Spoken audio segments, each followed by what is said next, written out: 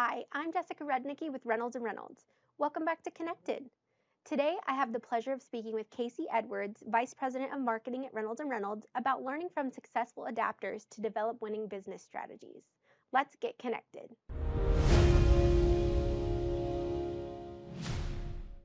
Hi, Casey. Welcome back to the podcast. Thanks for joining me today.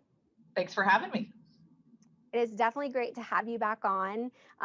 Some of our viewers may not know this, but you were actually our first guest ever on the podcast. So we've come back full circle and we're so happy to have you back here. But we're going to be talking about something a little bit different this time than we normally do. So instead of picking apart and investigating one small corner of a dealership, I really want to talk to you today about overarching dealership strategies, specifically what strategies dealers can use to be successful right now, right? That's super important. So I think you have some interesting examples to give and parallels to draw between dealerships and a very successful streaming platform. Is that right? Absolutely.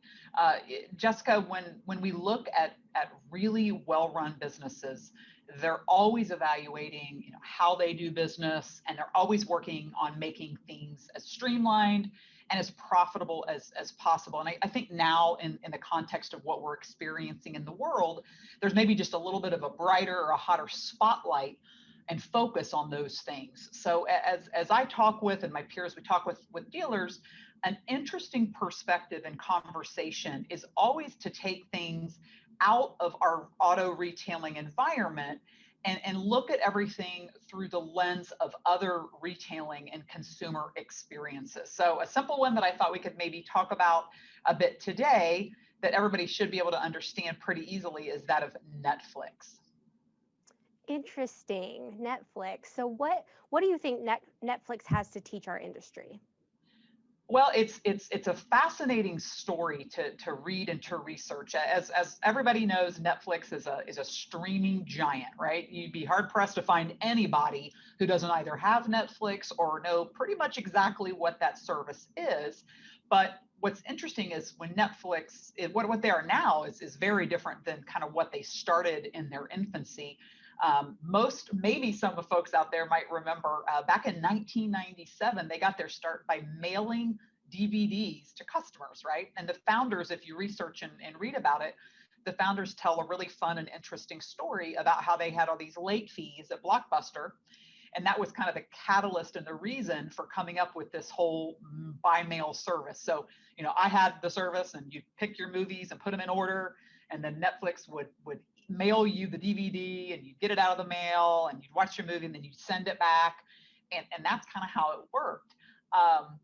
That was a big step, Jessica, from the status quo at that time, right? And what we were used to kind of watching movies.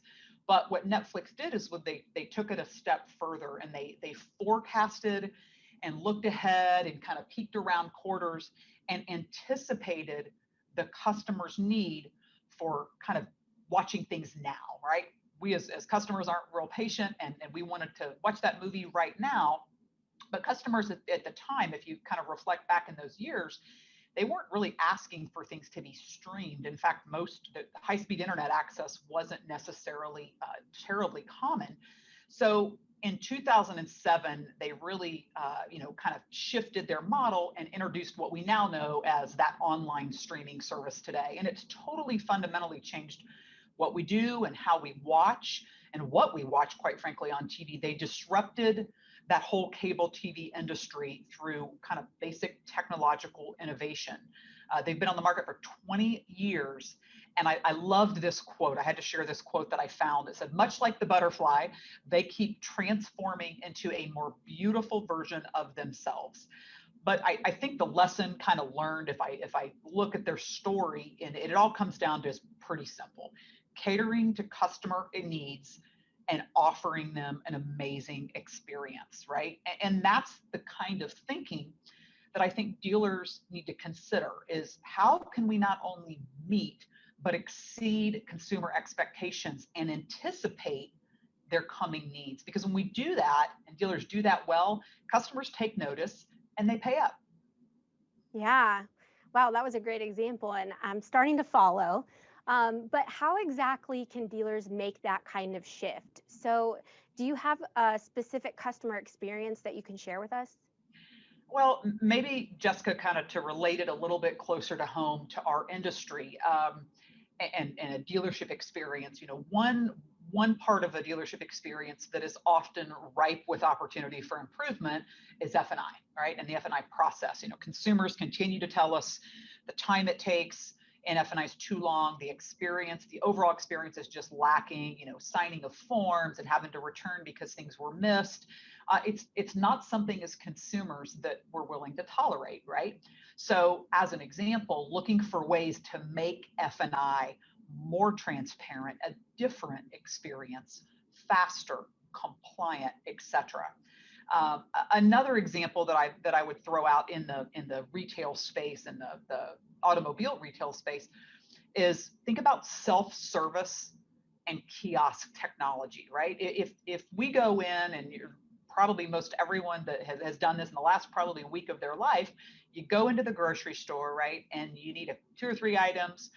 You don't get in line and behind somebody who's got three or four carts and they're packed full. You are conditioned and expect to run through the self checkout with a couple of quick items. You're in, you're out. That's what we as consumers not only expect, but we demand, right? So if you think about that and translate that maybe from an experience perspective in the dealership, right? Shortening that amount of time and hassle it takes to get through those busy hours of the service department might be an area and opportunity to retain and improve customer satisfaction.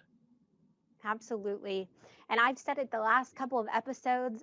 This is one of my favorite topics to talk about is streamlining just every part of the dealership, but specifically with kiosks. I love that you shared that example. So that's great information. Thanks for sharing that. Um, are there any other parallels that dealers can draw from Netflix or some of maybe the other successful innovators that they may know? Sure. One that I thought of, and I did a little bit of research on in preparation for our discussion, was back in 2007 when Netflix launched. One login that they had corresponded to one profile, right? Which was cool and it was great. It was fine until you had four or five people in the household and maybe a 2-year-old, maybe a 15 or 16-year-old, and you didn't necessarily want to blend the watching of what those two individuals were doing. So it led Netflix to create what we now know and what we see when we log in is our individual profiles by account. So we start thinking about personalization, right? And here was, I thought, a fascinating fact. According to Netflix, 80% of watched content, 80% of what you watch on Netflix comes from recommendations. So based upon, experiences or things that you've done, they're serving up to you, and 80% of the time it's what we end up watching. So take that whole idea of personalization and shift it around to the dealership. As an example, maybe applying that to CRM. So are you offering diversity itself based upon the user that's logging into your CRM system?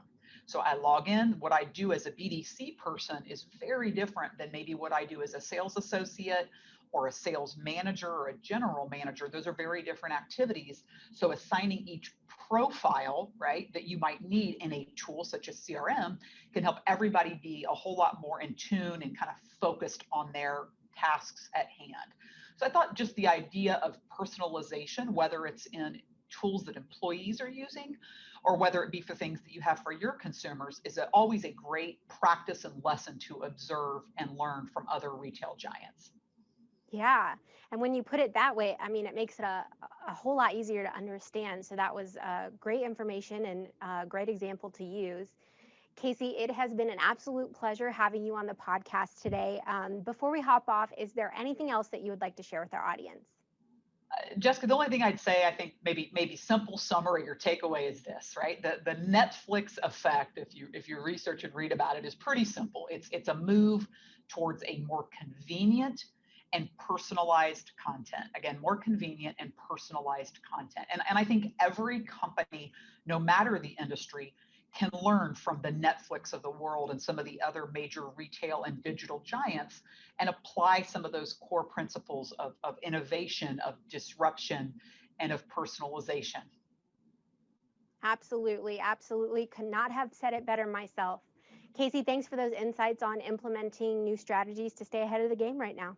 Absolutely. Thanks for having me, Jess. I appreciate it. Yeah.